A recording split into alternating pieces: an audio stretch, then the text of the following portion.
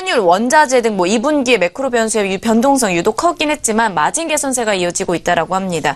강세장 모드로 들어가고 있다 이렇게 봐야 되나요? 어떻게 보면 좋을까요? 시간이 좀 소요가 된다고 하더라도 하반기 그 어느 때 특히 연말이 다가올수록 현재 강세장으로 전환될 것이다라고 하는 시각은 현재 일반 개인들뿐만 아니고요. 현재 국내 기관 및 외국인들이 보편적으로 갖고 있는 긍정적인 시각입니다. 사실 그런 상황임에도 불구하고 전일 미국 증시의 가파른 반등은 다소 의외라는 측면이 있는데요. 그렇다 치더라도 그것은 강세장 모드로 생각보다 좀 빠르게 전환될 가능성이 있다는 면을 시사한다는 점에서 다시 한번 시장 전반에 관련된 사항, 특히 지금 바로 강세장이 될 것인지 아닌지에 대한 윤곽을 다시 한번 잡아볼 필요가 있다는 것이죠. 일단 전일 미국 증시가 생각보다 강하게, 생각보다 빠르게 반등 나온 그 배경이 뭐냐 하는 건데요. 일단 기본적으로 현재 시장을 짓누르고 있었던 두 가지 거대 악재가 있었죠. 한 가지는 북한 리스크였었고요. 또 한 가지는 트럼프 리스크였었습니다. 그 두 리스크가 어느 정도는 좀 완화된 측면이 있죠. 현재 지금 수위가 한껏 높아졌던 대북 리스크는 미국과 북한이 한 발씩 물러남에 따라서 좀 완화된 측면이 상당히 있고요. 트럼프 리스크는 스티븐 배넌 수석 전략가가 사퇴, 경질됨에 따라서 분위기가 좀 반전되는 듯한 그런 전환을 좀 만들어 놨습니다. 일단은 그런 효과가 있다는 것이죠. 거기에 트럼프 대통령 참모진과 또 현재 의회 수석진이 모여서 그동안 계속 추진을 하고자 했던 세제 개혁안을 이제 만들고 있다. 박차를 가하겠다라고 하는 뜻이 전해졌습니다. 세제 개혁안은 트럼프가 내세우는 성장책의 핵심이 되는 것이죠. 해서 그와 관련돼서 트럼프의 강력한 성장책에 대한 기대감이 살아나는 그런 상황에 전개됐다. 그렇지 않아도 지금 현재 어떤 반전의 기회가 필요했던 그런 상태, 타이밍에 맞아떨어져서 그런 반등에 나왔다는 것이죠. 그리고 기본적으로 잭슨 홀 미팅 이번 주 말에 후반에 있습니다.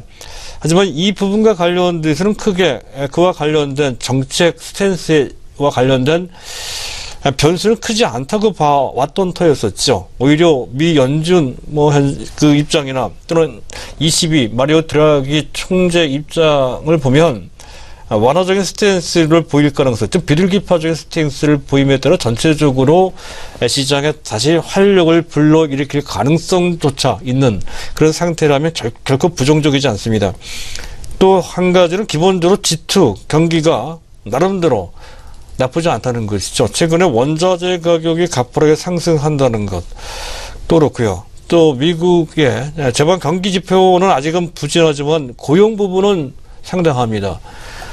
거의 16년 내 최저치, 완전 고용에 가까울 정도로 실업률이 낮죠. 4.3%입니다. 물가만 뒤떨어지지 않을 뿐이죠. 그런 측면에서 봤을 때 현재 몇몇 지표는 약간 부진한 측면이 있지만 전체적으로 봤을 때 현재 생각했던 것보다는 글로벌 경기가 G2, 미국과 중국을 중심으로 해서 나쁘지 않다. 경기가 회복되는 정도가 아니라 어느 정도 현재 성숙기에 올라온 경기 호조세를 보이고 있는 상태다. 이런 것 같습니다. 이런 것이 배경에 대해서 미국 증시가 다시 한번 하반기에 랠리를 할 수 있는 그런 분위기가 됐다. 이런 식으로 반응을 했던 것 같습니다. 그와 관련돼서 코스피를 어떻게 보는지에 대한 일반적인, 특히 기관들이 보는 시장 전망까지도 우리가 헤아려 볼 필요가 있다는 건데요. 펀더멘털로 봤을 때는 충분하다는 것이죠. 앞서 말씀드렸던 것처럼 글로벌 경기, G2뿐만 아니라 G2 외 다른 경제 섹터들도 대부분 나쁘지 않습니다. 자원부국들도 마찬가지죠. 그래서 그를 토대로 해서 수출 호조세가 벌써 10개월째 연속 플러스가 나오고 8개월째 두 자릿수 성장을 하고 있을 정도로 상당히 호조세를 보이고 있다는 것이고, 또 그를 바탕으로 실적 랠리가 2분기 잠깐 주춤했지만 또 3분기, 4분기에 다시 사상 최고치 랠리를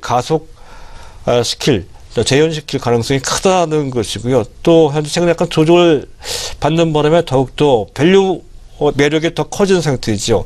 12개월 선행 실적 기준 국내 PER을 따지면 전 세계 주요국 중 러시아를 제외하고서는 우리나라 PER이 가장 낮습니다. 9배 정도밖에 되지 않는다는 거죠. 그런 측면.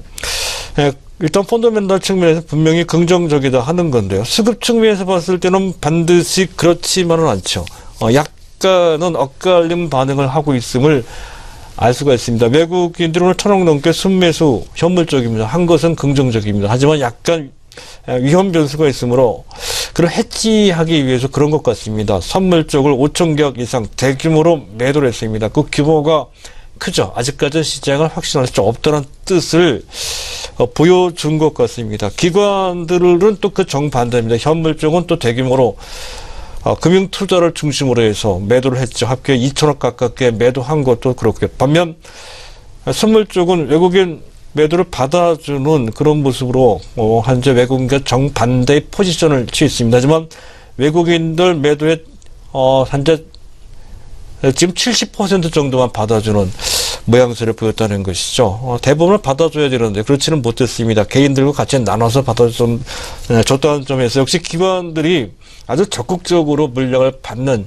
자신감을 가진 상태는 아니라는 점에서 수급은 일단 중립적인 그런 관점이라고 이제 보시면 될 것 같습니다. 하지만 전체적인 하반기 12월까지의 전망은 그리 나쁘지 않다는 것이죠. 비교적 낙관적인 자세를 보이고 있다는 건데요.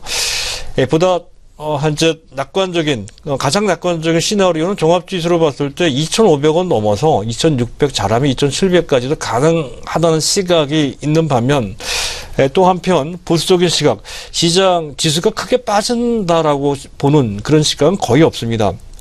아무리 빠진다 하더라도 2,300 정도까지는 지킬 것이다 하는 그런 시각이 우세해서 또 상황이 현재 풀리지 않는다 하더라도 결국 박스권 2,300 내지 2,500 정도 그런 정도의 박스권을 반복할 것이다. 이렇게 보는 시각도 또한 있습니다. 지수 전망, 지수 상황이 어떻게 되느냐에 따라서 공략할 대상이 달라지는 것이죠. 지수가 탄력적으로 올라가는 건강한 강세장이다라고 했을 때는 현재 지수를 대표하는 대형주 위주로 특히 현재 실적이 좋아지는 그런 섹터 쪽에 초점을 좀 맞춰주면 된다는 것이고 지수가 박스권일 경우에는 테마 장세가 될 소지가 상당히 높다는 거죠. 가장 유력한 테마는 바이오 섹터라고 할 수가 있겠습니다. 그런 상황 속에서 지수 우호적인 상황이 전개된다라고 현재 전제했을 때, 가정했을 때 현재 향후 하반기에 가장 현재 주가가 많이 올라갈 또 안정적으로 올라간 유력 섹터에 대한 조망도 좀 해볼 필요가 있다는 건데요. 많이 알려져 있는 내용이죠. 3대 유망 업종이 있다고 할 수가 있습니다.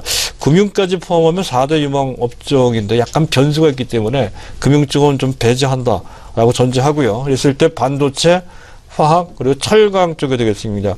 반도체는 최근 들어 현재 펀더멘탈 측면에서 봤을 때 지나치게 저평가 상태로까지 많이 현재 지금 주가가 저조한 그런 상태인데요. 최근에 또 한 가지의 지수가 현재 가격을 떠받칠 만한 그런 내용으로 현재 제시가 됐습니다. 출하 재고 지수라는 게 있는데 출하 증가율에서 재고 증가율을 뺀 수치입니다.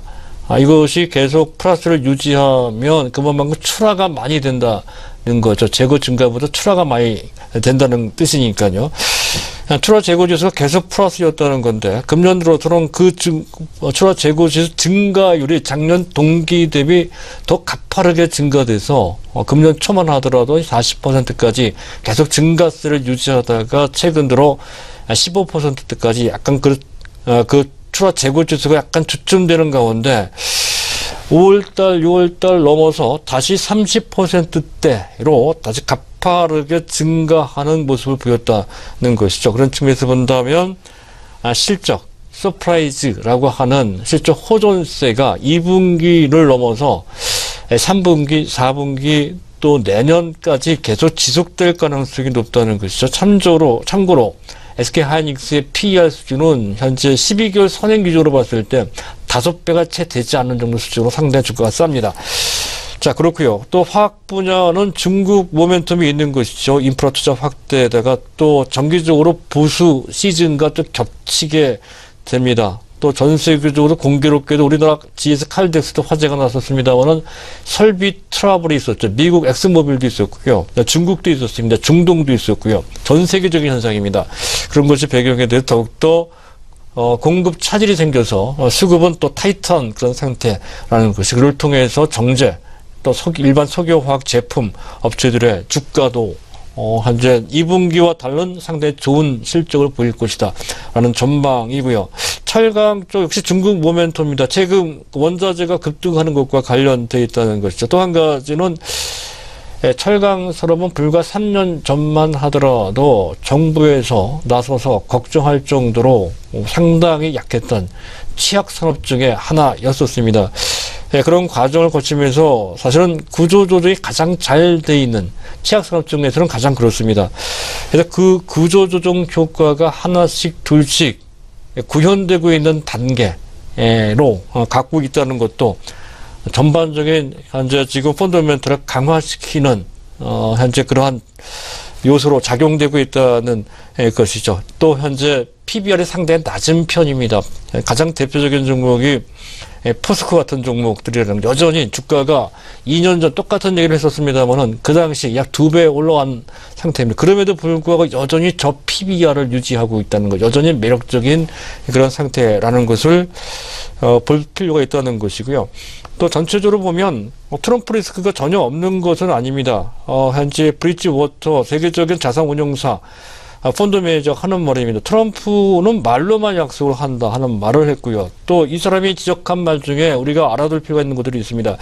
정치적으로 보면 또 사회적으로도 마찬가지입니다. 그 사람에 대한 선호는 극과 극을 이루죠. 좋아하는 사람들은 또 상당히 좋아한다고 그래요. 하지만 싫어하는 사람은 또 상당히 싫어하는, 현재 극지지, 극반대가 서로 부딪히는 대립의 상태가 됐다는 건데, 그것이 점차 현재 가까워지는 것이 아니라 봉합되는 것이 아니라 점점 그 대립의 강도가 심화됩니다. 분열이 야기되고 갈등이 조장되는 상황으로 지속되고 있다는 것. 이렇게 되면 결국 행정부 기능 마비가 될 것이 아니냐 하는 것을 지적하고 있습니다. 그러한 우려가 좀 남아있다는 것이죠. 따라서 상황을 너무 낙관적으로 보는 것은 피할 필요가 있겠습니다.